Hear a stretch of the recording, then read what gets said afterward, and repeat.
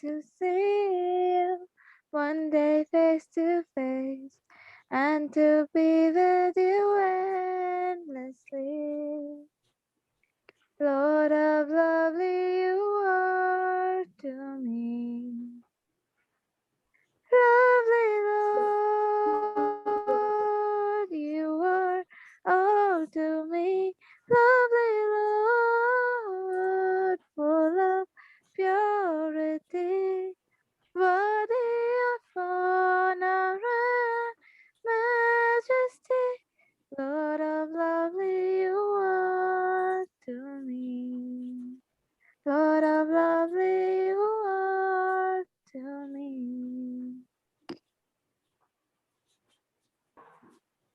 It was really a soul satisfying performance. Thank you. And now I would like to welcome Dr. K. Jayanti, Assistant Professor and Head, to give away the welcome address. Yes, thank you, Archana.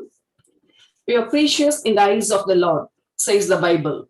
Respected Reverend Secretary Sister, Respected Reverend Sister Principal, Respected Resource Person, Reverend Vice Principal, Reverend Sister Control of Examination, Dean of Academics, Dean of Student Affairs, IUC Coordinator, Heads and Faculty of various departments, learned professors, academicians, and participants from other institutions. A pleasant morning and a warm welcome to you all for the webinar on the identity organized by the Department of Economics, Nirmala College for Women, Coimbatore. First and foremost, I'm happy to invite our secretary, Reverend Dr. Sister Ruby Alangaramidi, who with her pleasing smile and timely words encourage all of us in all our activities. With great pride and deep gratitude, I welcome our principal, Reverend Dr. Sister M. Helen, our constant guide and support and mentor who support us all in all our endeavors.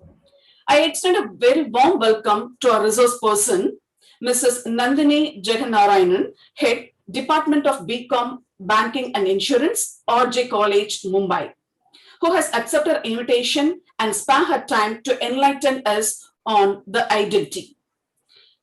I deem it a great pride to introduce our resource person in brief. Mrs. Nandini Naganarayanan is currently working as Head and Professor, Department of BCom, Banking and Insurance in RJ College, Mumbai. Previously, she worked as a faculty at SIWS College of Commerce, Wadla, Mumbai. Ma'am has 1 year of industry experience in a private investment advisory in Chennai. Ma'am holds her credit MPhil in Master of Applied Finance from University of Western Sydney, Australia, and Master in Economics in Avinashlingam University, Coimbatore, Tamil Nadu. She has secured second rank in the college and awarded Certificate of Merit for Excellence in Economics in 2001. Ma'am has received Best Research Paper Award for his 2 research articles. Ma'am was editorial board member of pre-reviewed international journals, International Journal of Commerce and Management, and International Journal of Advanced Research in Science, Communication, and Technology, International Journal of Personal Relationship. Ma'am has participated in more than 37 national and international level conferences, seminars, and symposia, and has presented 24 papers in conferences and seminars, and has published around 30 research articles in reported pre-reviewed national and international journals. With a short brief, I welcome our chief guest to take over the session. Thank you, ma'am. Thank you. Yes. Thank you for the wonderful introduction, ma'am. I hope I'm able to meet your expectations. Thank you, I ma'am. welcome you all students and my own colleagues from Nirmala College and my college. Ma'am, I would request you to kindly help me with the co-host facility. I'm not able to share my screen. Sure. Okay. Thank you. Yes. Jayanti ma'am, already Yes. I have informed Lima ma'am, Okay, done. and she told that she will do it. Okay. 1 second, I'll remind her. Okay. So until then, what according to you is identity? Because I have titled the talk as the identity. What exactly is identity? So do you want, ma'am, can we have the questions at the end and then go on with the session? If it's Yes, okay. ma'am. We can have the session at a question and session at the end of the session, ma'am. See, when I say the identity, whenever you have a, I mean, the moment you are born, you are given a birth certificate that creates your identity. You are son of so and so, gives you an identity. Later on, as you enroll in schools, colleges, you get an identity. So everywhere you are given an identity based on what you are. So today, when we say, I have to make my identity, I have to make it in such a way that people recognize me. So that is what I'm going to talk about. Being woman, what are the privileges that you can get? Instead of, I was asked to talk on discrimination on women. But today, if I say discrimination, it would not be apt because it is we have who have to create an identity for ourselves. Nobody gives an identity to anybody. But it's until, I mean, once you mature, you have to create an identity. So what you are makes your identity. So what according to us is gender? Gender always talks about a role, responsibility, rights that society is giving men and women. And again, when society considers appropriate, literally, society is going to be deciding. So it refers to social, economic, cultural attributes that is associated with opportunities also for being a female or a male. See, man has certain role and responsibility, whereas a female has certain roles and responsibility. But again, when you see there is a lot of inequalities as perceived by people, which is thrusted upon the other, then comes the role of discrimination. Can I repeat this? See, when we say society has bestowed us with certain roles, responsibilities, and rights, which they feel is appropriate for a man and they feel is appropriate for women. So when you talk about the societal role, they are giving you social, cultural, and economic attributes and opportunities, and they call you, I mean, whatever you are as male, female, and then, but then the responsibility and roles are going to be unequal. That is what is perceived. So they are going to be thrusted on you. They feel a man can do this, a woman can do this. This is what is perceived by the society. But we all know what I am capable of. Excuse me, I will just share my screen along with this. Yeah, Ma'am, you are focused now. yeah, I will share it, ma'am. I will share it. Yeah. So it is not that it is being equal, it is perceived as unequal. So that is what I would want to tell you. It is perceived. So why do these inequalities exist? Because family discriminates. Father says, girl, you are a girl, you will be able to do only this. Mother says, you are a girl, you are supposed to be doing all these things. And then as a boy, he will be doing all these things, right? Societal institution. There are certain rules and regulations that women will have to follow for being a woman.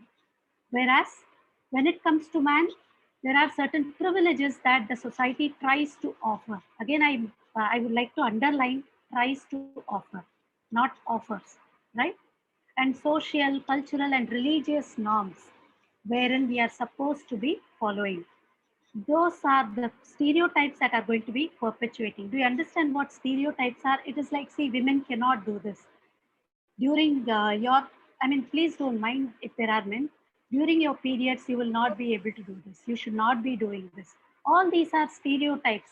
Women are always emotional. Women are always weaker sexes. All these are stereotypes that we have been practicing, that which have been inbuilt beliefs right from the time we are born.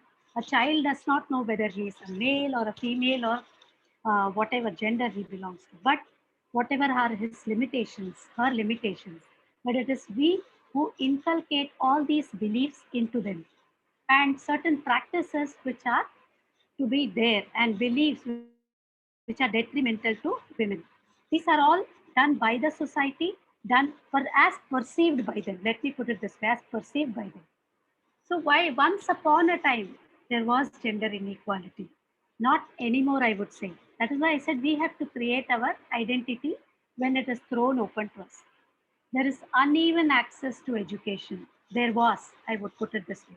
There was uneven access where women were asked to do all the household chores and men were educated. Men were given opportunity to learn, go outside, work, etc. Exposure was given. And there was lack of employment equality. Again, at workplace also certain jobs only men were hired. There was job segregation. This job would suit a woman, this job would suit only a man, right? Women cannot enter this. Lack of legal protections. Again, if it is a woman, woman could be discriminated. She would not be able to talk much. If she speaks, then again it will be uh, taken up against her. Lack of bodily autonomy. Again, they would say, a woman will not be able to do this. A woman will not be able to take up this job if it is going to be very physical, etc. Like say a car driving or an auto rickshaw driving. This I am talking about once upon a time. Kindly note. Yeah. So, and then there was poor medical care for women. A woman who needs more was given less medical care, right? Lack of religious freedom. Again, there are certain religions which prohibit women from entering the religious places or worship when they have their periods. They are even prohibited from entering the kitchen. Lack of political representation, lack of racism. There was racism and societal mindsets which were created. And kindly let me throw some light on these things. These were created so that they would, all in the olden days, if you see, they were created so that women get enough care for their health. Like, for example, if they are not allowed to work, enter the kitchen during their periods, it was a time to give rest. But whereas, even if she was able, the society took it as you will need to be kept aside. You are going to be keeping, you should be away from the kitchen, etc. Right? So we all need to be, but the society perceived it in a different way. Like I would like to add one or two more aspects here which were misconceived and taken up against women. Like for example, earlier this dowry system. Dowry system was actually, when I went through the readings earlier times, olden Hello. days. Yes, ma'am. Sorry. Did someone want to say anything, ma'am? Earlier, the dowry system was created as a security to women.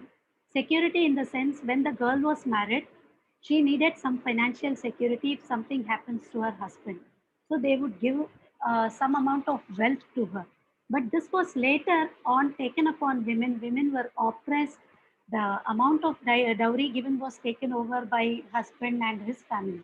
So the system had to be completely abolished. There was legal support for us, thanks to the nation.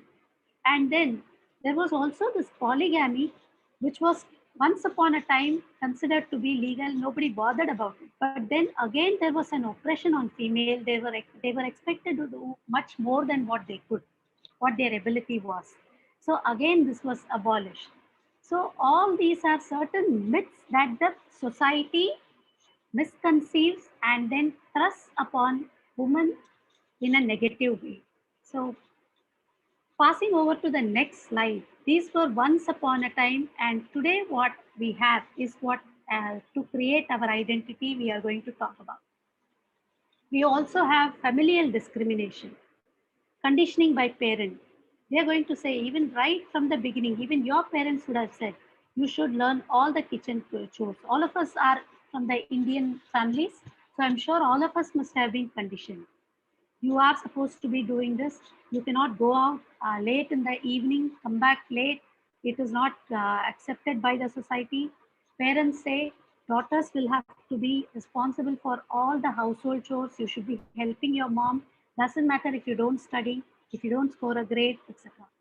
Expectations from husbands. Husbands perceive it as a wife's duty to look after the children, take care of the household chores.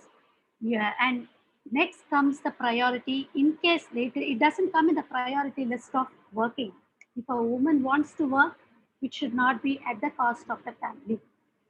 Whether I earn well or not to support the family, you will not be taking up the job. It is your primary responsibility to bring up the children, to take care of the household, to take care of my family, etc., etc., etc.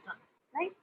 Expectations from in-laws, again, daughters in-laws are supposed to be taking care of the house, keeping the house clean, children will have to be disciplined, etc., etc., and taking care of parents of the husbands also. These are all perceived, and or these are all the way they are all conditioned till date. Even now we are told as kids, we must have all been told this. Whatever generation you may belong, you are all told to do this, and I'm sure. But then, do you think so much of conditioning to a boy must have been done? I don't think so, because I have also grown with a male sibling. So, so much doesn't happen. Again, when it comes to dress, your dress code is all restricted by the society. The double standards of morality code of conduct. You are not supposed to be talking to a male, but a male can come and talk to you. All these are acceptable. Even if a male comes and talks, you are supposed to not be smiling and talking, laughing and talking. It happens with all Indian families, I am sure, right? However modern they may be in their outlook, sometimes they don't express it, but when it goes beyond a point, girls are questioned, females are questioned, right? Again, so fertility, when it comes to fertility, sun is producing and sun can do anything, whereas women both pro anti-natalist policies, like as babies, right? We have been given certain conditions, like if there is no child, a couple, the first thing they will say, get yourself tested, to a woman. They don't say that to a male. It is all the woman who comes first for all imperfections that happens in the family. And again, when you talk about labor, a male's work is paid, so he comes home, relaxes happily. However ill the female is, she goes into the kitchen, finishes all. Just imagine a day when you don't go into the kitchen. We as, heads of the family, I would call myself head of my family because I run the family, I also work. Same way, all, most of us are women. One day you don't go into the kitchen. Daughters, daughter-in-laws, or wives don't go into the kitchen. See, the kids starve till the time you get into the kitchen because that is imbibed into a man. No man will have that compassion. My children are hungry. I need to feed them. My wife hasn't entered for some reason. I don't know if you all agree with me, but this is what I have seen in most of the scenarios. Your labor is unpaid. You are segmented. Even when you go for work, you are going to be getting unequal wages, but this is some time ago, not anymore. This part I will tell you is some time ago. The society has helped us a lot fight this. And then when you talk about opportunities and treatment, many places the opportunity is backed by men. I live in a metro city. When it comes to the corporate world, there are certain compromises a woman has to do to get that opportunity. Fortunately, in the teaching line, we don't have all such things. You need to compromise on your ethics. You need to compromise on a lot of other things that you feel is valuable to you. They may not be materialistic, but ethically could be wrong to you. So therefore, when you talk about opportunities in a metro city, in a corporate world, you will have to forego a lot of things if you are not on par with your boss expectation. And the treatment, when you talk about the treatment at workplace, see, the treatment that a man gets, anybody accepts a male boss. But do you think everybody accepts a female boss? That is because of the patriarchy in our society. I'm talking about Indian context. The patriarchy that exists in the sense like males are all superior. Patriarchy means males are superior, whereas females are weaker. Let me put it this way, females are weaker. That kind of a patriarchy exists in our society. And when you talk about female women in poverty groups, female headed households, feminization of poverty, all these things were there. Today, if you see, there is so much of violence against women, especially when they, even though they head the house or when they are running the household. If you think of maids, when your maids come, they say there is a lot of problem at home. My husband drinks, I have to take care of the children. All these are quite a common problem that uneducated women, women living in poverty are facing, right? So poverty has been, in that scenario, poverty has been trusted only on the female partner who's doing all the responsibilities and who's also facing all these things. So with this background, what is the solution? What is the solution that we have? Let us have some power. Nobody is going to give you a power injection. Nobody is going to give you some power light. It is you who have to feel important. So feel empowered. Feel empowered. Feel that you have done your bit. Never have the feeling of guilt. Today, your husband accuses you, your father accuses you for not being a good daughter, may not be your fault. So don't take anything that is given as a criticism to you in the negative sense. Learn to grow up with that. Whatever scars you have got, grow up with the scar. Never forget it. Therefore, I feel that empowered woman is one who has the agency to formulate strategic choices. Today, if I'm asked, if I'm not given enough education, I would strive to get that. Secondly, in case I'm given education, I'm not given the right to work or I'm not being allowed to work at home, I would definitely strive to do that and I will take it personally. That whatever be your achievements, big or small, I am going to work on that, right? So today, if you see, we have a lot of support for women. So it is you who has to explore the opportunity, find out where is that opportunity, where you can grow, count on your blessings. As is always said, count on your blessings. We have been showered with immense blessings, both by the Almighty and also by the Indian society. Indian law, which was once unfriendly, that which was made by the political or I mean the societal this thing, where is today a very, very blessing to us where they have recognized our need. Many of us may not be able to see it or feel it, but let me tell you, we have been empowered. So, going in this direction, today, if you see, there is improved sex ratio, right? We have been allowed to, we are gifted to be girls, we are gifted to be women, we are gifted to be females, because a female is considered to be very, very responsible. Whatever be the role, why is the house given to you? So that you can take care of it responsibly. I told you some time back, if you don't go into the kitchen, nobody else enters and feeds your kids. So which means understand that you are gifted to be responsible. You are gifted to be empathetic. You are gifted to be compassionate about your family, about your kids. Therefore, we also have improved sex ratio in the sense that male to female ratio or female to male ratio has improved a lot. Then no more is the, or at least bare minimum, to the bare minimum is this infant mortality rate or I mean, wherein they identify the sex and then kill them, right? Number of girls getting educated is increasing. Today we see a lot of women colleges. I graduated from a college which was a women college and I'm very proud to be a part of that. And I'm also happy to see I'm talking for a women's college today. And thank you very much, ma'am, for the opportunity. Thank you very much. And again, we have a lot of women CEOs. Women CEOs today, if you see, they have run their businesses very, very, very responsibly, right? Just to name a few, there is Indra Nui, there is there was Miss Chanda Kochar, right? So these people are all reputed. Of course, we have associated her with a lot of negativities, but then she had also taken up over.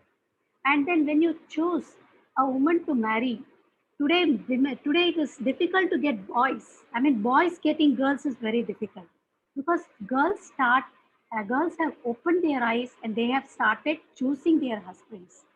Women going abroad for education, which means they have been given opportunities. Their role has been identified. I was one such privileged daughter who was given an opportunity to go abroad and then pursue my education. So obviously, I consider these aspects as empowerment to women, which means the society has also been supportive to us. So with career orientation among women, women are career oriented. So if you come to metro cities and see, I would definitely see a lot of women are pursuing their careers. There has to be, and there are companies which have policies like if you employ two men, you will have to employ at least two men, at least one woman, which means society is opening up for us and they also need women resources. Women are also gaining experience in terms of, and also exposure in terms of jobs and in terms of their exposure to the outside world. So you know what is happening. That is why today India also, I would feel, is progressing towards whatever we are.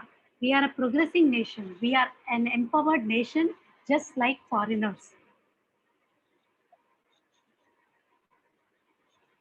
So when I say we have got so many opportunities, what is it that is preventing us from keeping ourselves behind? We've got so much, so much. The sky is not the limit. In fact, if you remember, Kalpana Chawla had even reached the space. Of course, and she had a graceful death.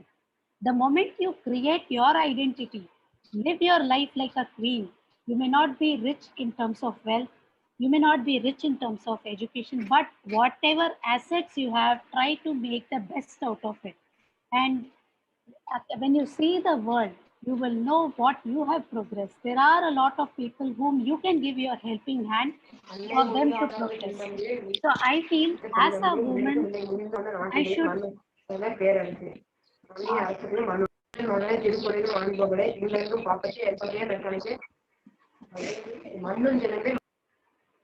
Ma'am, did someone want to ask something?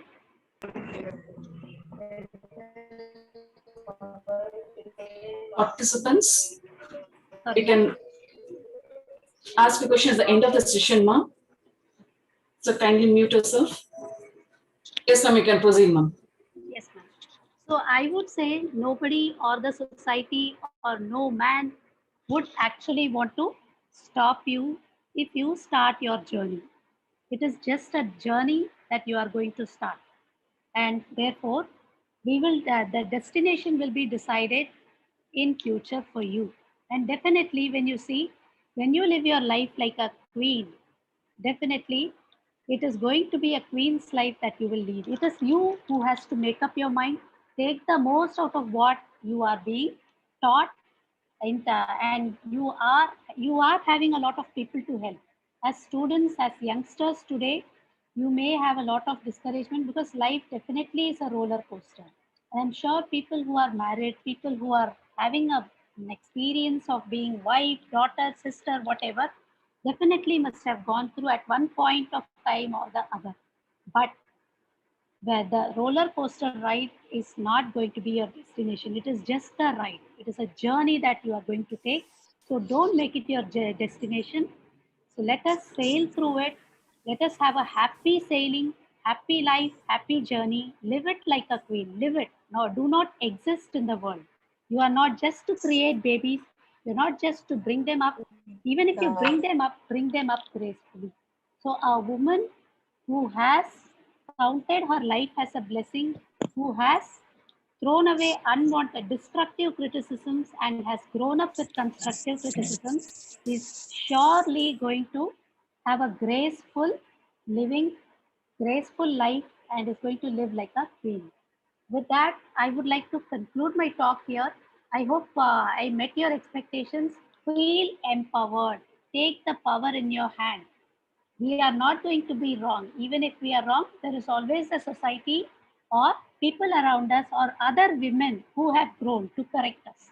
Look upon other women as your role models, including your mother. Your mother will be your best role model for the struggle that she has gone through, for the struggle that she has made you to this level.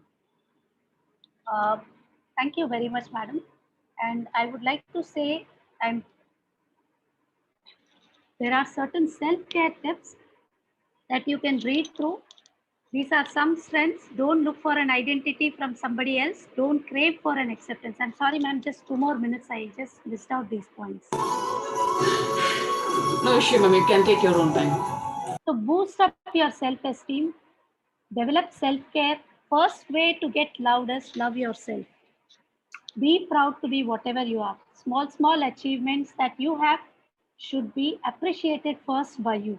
Then you look out for appreciation from others. Again, today I was very proud when I was talking about this. I've never spoken on such topics. I speak only on my subject. But I'm very happy to speak about this topic because I am a woman, Indian woman, and I always want to address the Indian crowd, Indian women crowd. So love yourself, boost your self-esteem, and never crave for an acceptance from others. Never will you give an acceptance, never will you get an acceptance from somebody else because everybody else has their own expectation. And again, I would say it's okay not to be okay. Grow up with your mistakes, have bad days, learn from them, and be less than perfect doesn't matter. Nobody is perfect that way, right? So you will learn, you will know what is the best and what suits you the best. Be yourself and lead a queen's life. I would say Jai Hind. Thank you very much, ma'am. And with that, I'm open for questions if you have any. Thank you so much, ma'am, for your interesting and enlightening session. Thank you, ma'am. Thank you, ma'am. Dear participants, you can raise your queries, ma'am.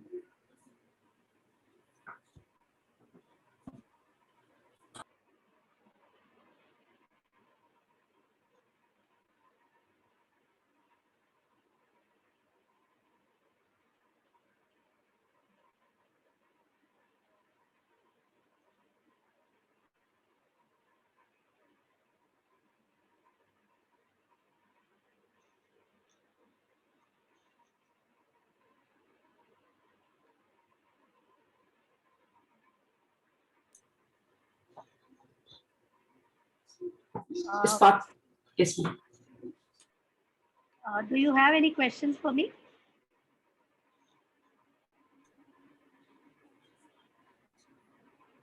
Participants, feel free.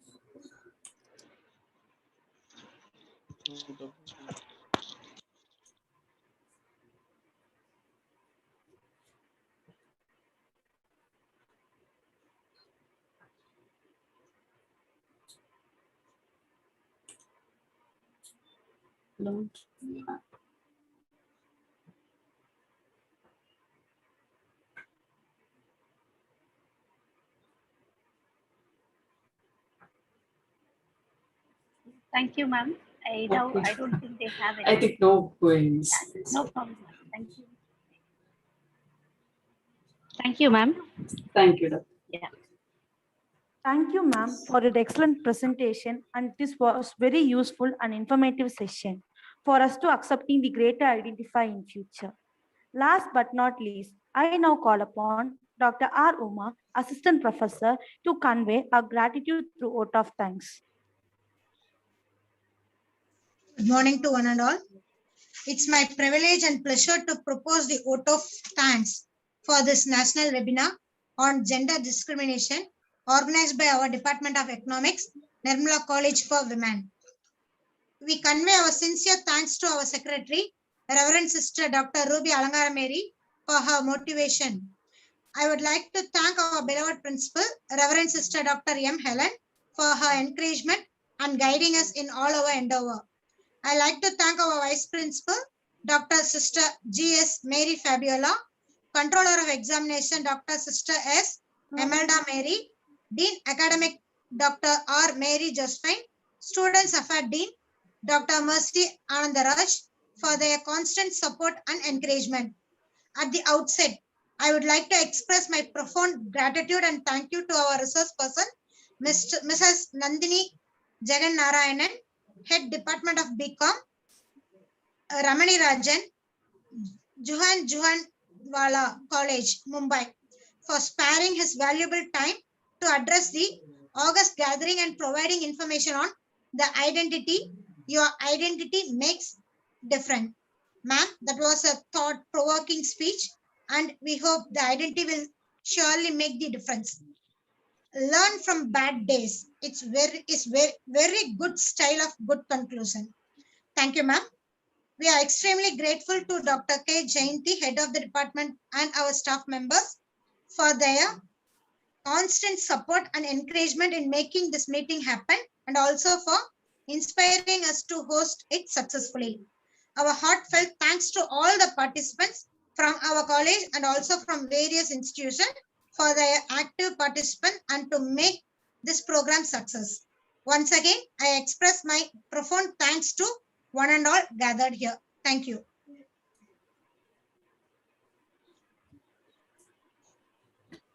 Thank you, ma'am.